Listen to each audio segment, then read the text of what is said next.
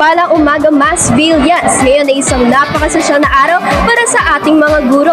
Dahil dito mismo sa Masville National High School, pinagdiriwang natin ang World Teachers Day.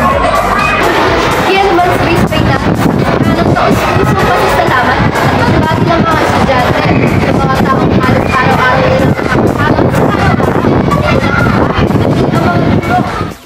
Sabay din nating matutunghayan ang munting selebrasyon na ginanap sa AVR ng Junior High School Building para sa mga matatalino, masisipag at mapagmahal na mga guro sa Masville National High School.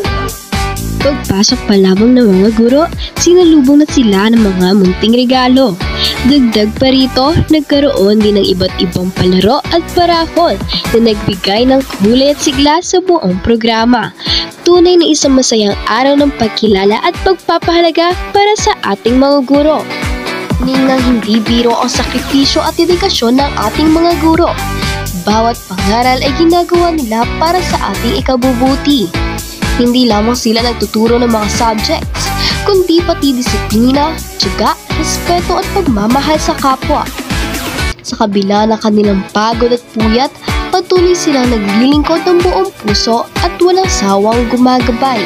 Kaya naman ngayong araw, mula sa aming mga estudyante at sa buong Masville National High School, taos-puso kami nagpapasalamat, hindi lang sa aming mga guro, hindi pati na rin sa lahat ng teachers sa iba't ibang panig na patuloy na nag-aalay ng kanilang oras, talino at pagmamahal sa pagtuturo.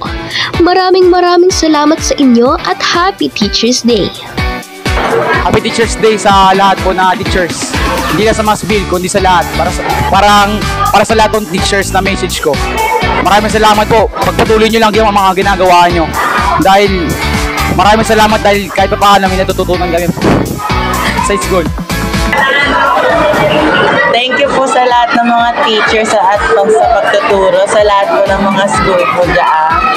And thank you po sa pagtuturo. Sana pagpatuloy po ang pagtuturo at pagsuporta po sa amin. Thank you po. Teachers Day po sa lahat ng mga teachers sa buong mundo. Salamat po sa pagtuturo nyo. And sana po tumagal pa po yung pagtuturo nyo.